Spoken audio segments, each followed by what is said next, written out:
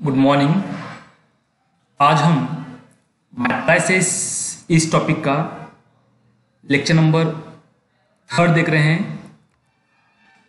तो इस लेक्चर में हम ट्रांसपोज ऑफ मैट्रिक्स मतलब क्या है,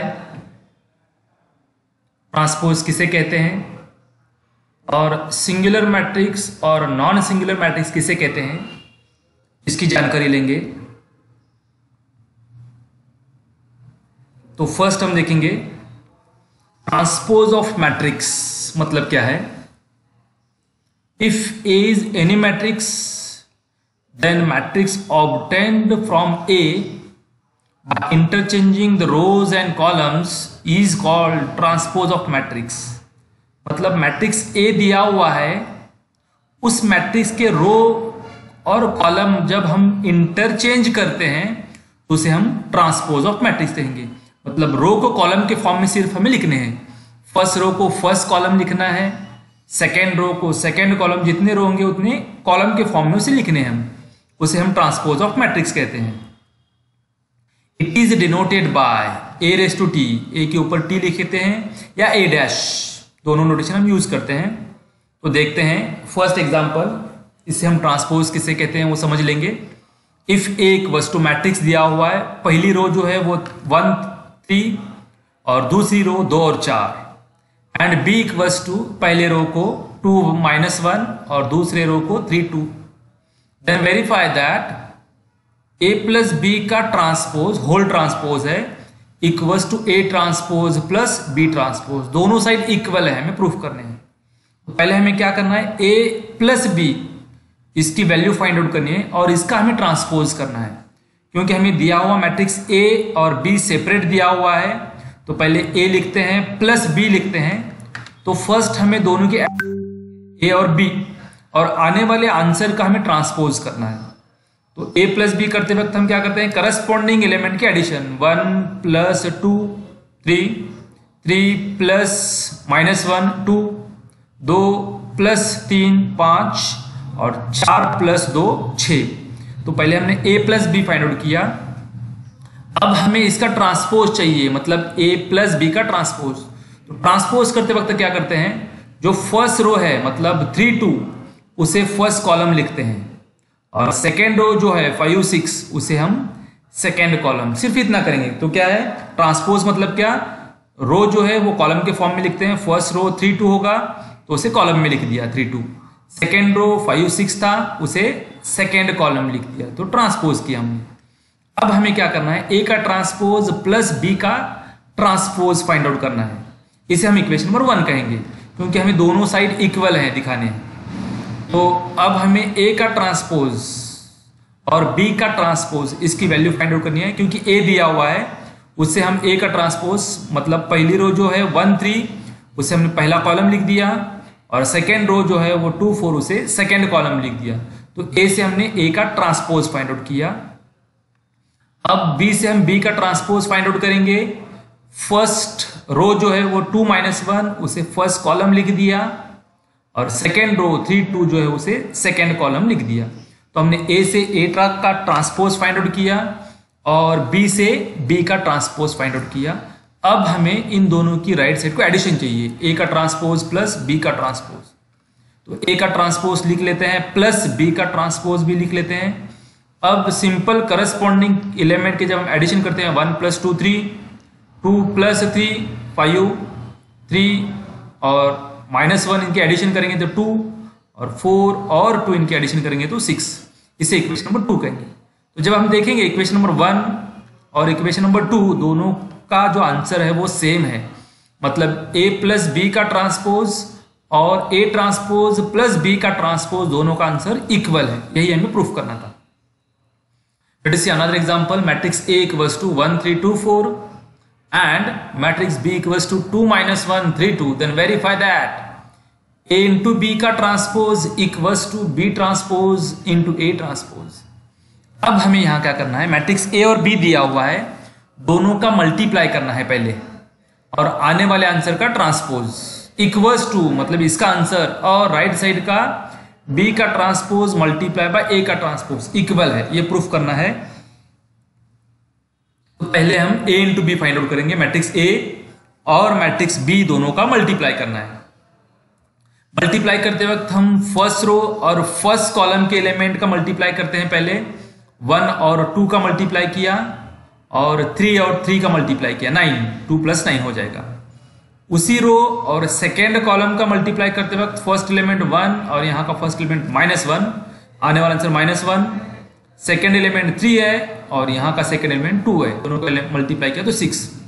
सेकेंड रो और फर्स्ट कॉलम का करस्पॉन्डिंग एलिमेंट का मल्टीप्लाई 4 + 12 आएगा और उसी रो और अगले कॉलम के करस्पॉन्डिंग एलिमेंट का मल्टीप्लाई -2 + 8 आएगा।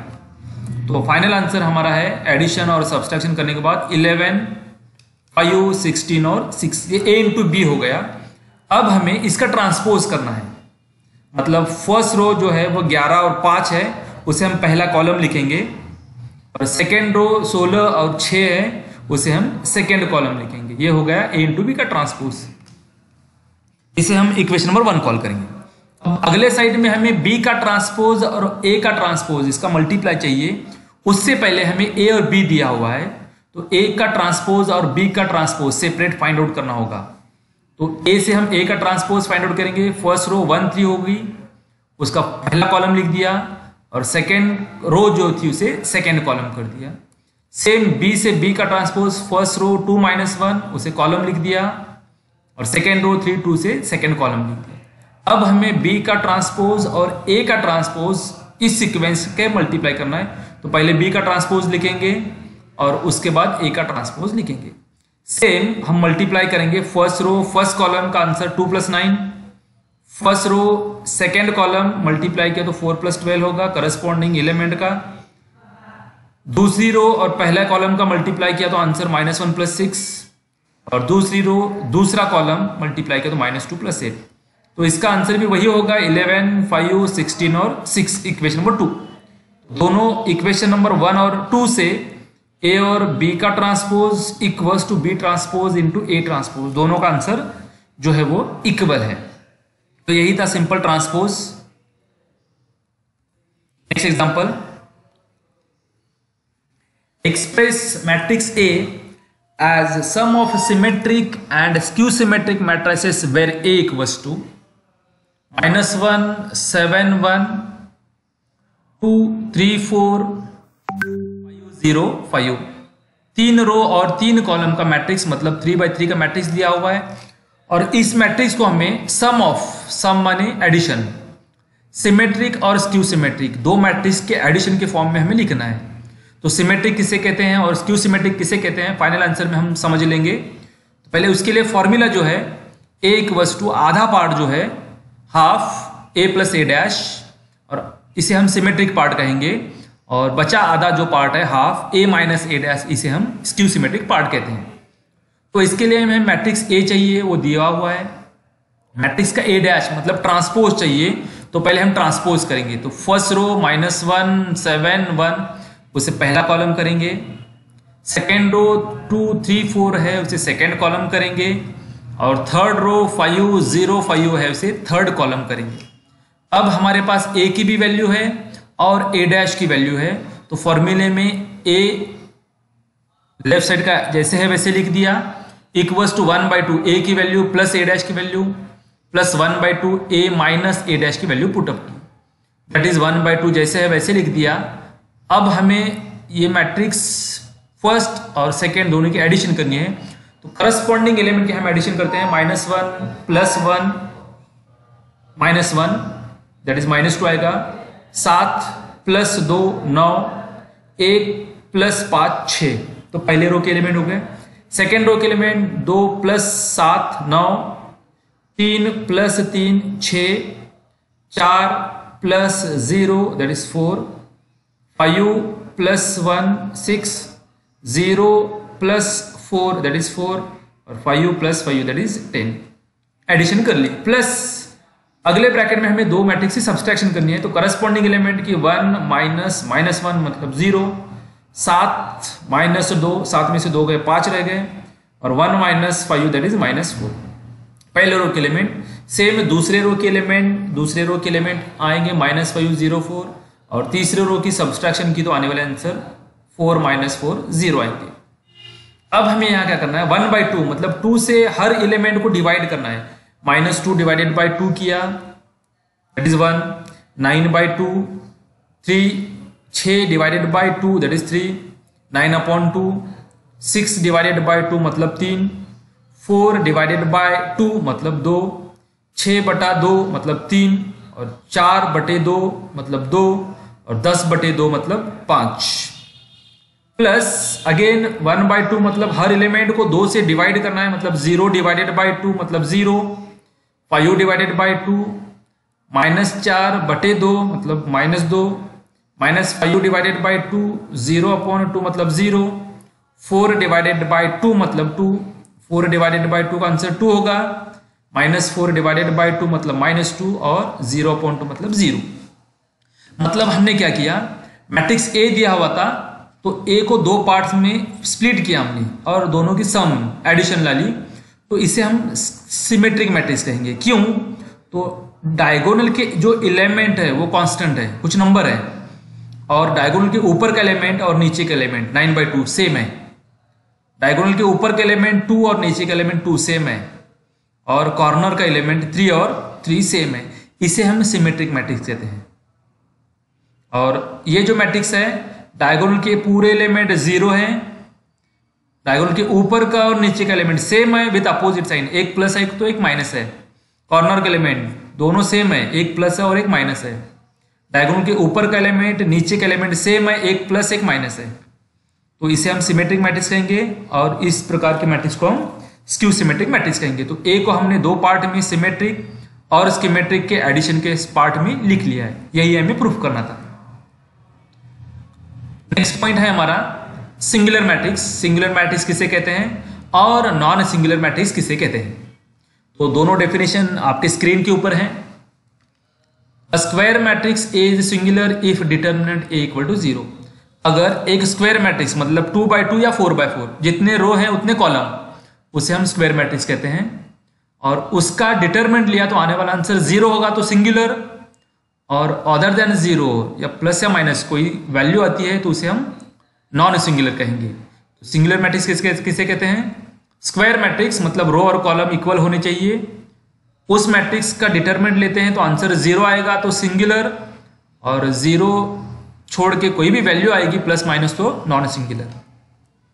Late us say example, if matrix A equals to -2 0 1 1 2 3, matrix B equals to 0 1 2 3 1 1, show that A into B is non singular. अब यहाँ हमें नॉन सिंगुलर दिखाना है, मतलब क्या, डिटर्मिनेंट की वैल्यू जो है वो नॉन जीरो होनी चाहिए, A into B का डिटर्मिनेंट। तो उससे पहले हमें A into B find out करना है। A into B, matrix A लिख लिया और मैट्रिक्स B लिख लिया। अब हमें इन्हें मल्टीप्लाई करना है, तो फर्स्ट रो और फर्स्ट कॉलम के तीनों एलिमेंट का करस्पॉन्डिंग -2 और 0, 0 और 2, 1 और 1, इनका मल्टीप्लाई किया तो आने वाला आंसर 0 + 1 होगा। उसी रो और सेकेंड कॉलम का -2 और 1 -2 होगा, 0 और 3 0 होगा, 1 और 1 मल्टीप्लाई किया तो आने वाला आंसर 1 होगा।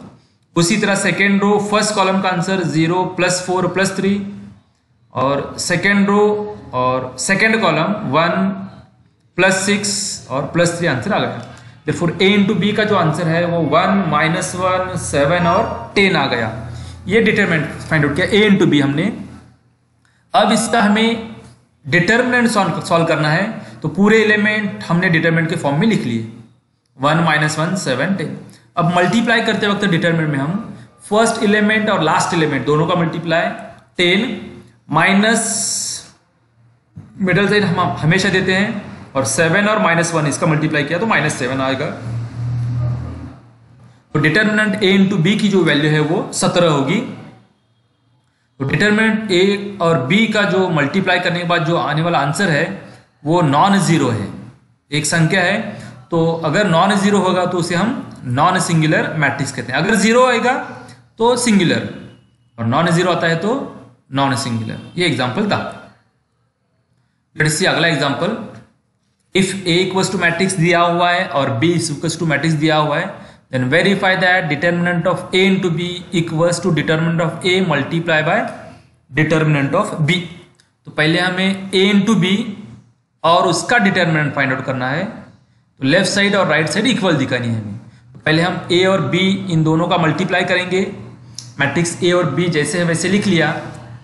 मल्टीप्लाई करते वक्त फर्स्ट रो और फर्स्ट कॉलम दोनों का मल्टीप्लाई करने के बाद आने वाला आंसर फर्स्ट एलिमेंट 3 था और -7 था, दोनों का मल्टीप्लाई -21। सेकेंड एलिमेंट 5 और -4 है, दोनों का मल्टीप्लाई करने के बाद -20 आएगा। उसी रो का सेकेंड कॉलम का मल्टीप्लाई 3 और 5 मल्टीप्लाई किया तो 15 और 5 और 3 का मल्टीप्लाई किया तो आने वाला आंसर +15। उसी तरह सेकेंड रो फर्स्ट कॉलम का आंसर 7 -8 और उसी रो का और सेकेंड कॉलम का -5 + 6 आंसर आएगा। देयरफॉर a इंटू बी का मैट्रिक्स का जो आंसर है -20 इक्वल्स टू -41, 15 + 15 30, 7 में से 8 चले गए -1 और -5 + 6 1 आंसर आएगा। अब हमें इसका डिटरमिनेंट लेना है। तो पूरे एलिमेंट जो है वो डिटरमिनेंट के फॉर्म में लिख दिए। तो फर्स्ट एलिमेंट और लास्ट एलिमेंट का मल्टीप्लाई किया -41 -30 -1 that is -30। Therefore determinant A B की वैल्यू जो है वो -11 से इक्वेशन नंबर 1 कहेंगे। अब हमें अदर साइड जो है वो डिटरमिनेंट ऑफ ए चाहिए और डिटरमिनेंट बी की वैल्यू चाहिए और दोनों का मल्टीप्लाई करें। तो पहले डिटरमिनेंट ए फाइंड आउट करते हैं। ए के पूरे एलिमेंट डिटरमिनेंट के फॉर्म में लिखेंगे हम। 3 और 2 का मल्टीप्लाई किया 6 -5 और -1 का मल्टीप्लाई किया तो -5। तो डिटरमिनेंट ए की वैल्यू आ जाती है 11। डिटरमिनेंट बी चाहिए तो बी के पूरे एलिमेंट डिटरमिनेंट के फॉर्म में लिख दिया हमने। -7 और 3 का मल्टीप्लाई किया -21, मिडल साइन -5 और -4 का मल्टीप्लाई -20। देयरफॉर डिटरमिनेंट बी की वैल्यू -1 आएगी। अब राइट साइड हमें डिटरमिनेंट ए और डिटरमिनेंट बी का मल्टीप्लाई करना है। मतलब डिटरमिनेंट ए की वैल्यू जो है वो 11 और डिटरमिनेंट बी की वैल्यू -1, दोनों का मल्टीप्लाई, आने वाला आंसर जो है वो -11 होगा। इसे इक्वेशन नंबर 2 करेंगे। Therefore from equation number 1 and 2 दोनों का आंसर सेम है। किसका? डिटरमिनेंट ए बी का और determinant of A into determinant of B, दोनों का आंसर जो है वो सेम है। देयरफॉर आज हमने यहाँ पे ट्रांसपोज ऑफ मैट्रिक्स, जो रो को कॉलम कन्वर्ट करते हैं, उसके बारे में जानकारी ली। वैसे सिंगुलर और नॉन सिंगुलर मैट्रिक्स, इसके बारे में जानकारी ली। आई होप सो ये वीडियो आपको पसंद आया होगा और जो कुछ आज हमने पढ़ा वो आपकी समझ में आया होगा, जहन में आया होगा। तो साइड बाय साइड इसके नोट्स बनाते जाए। Thank you for watching this video. बहुत बहुत धन्यवाद।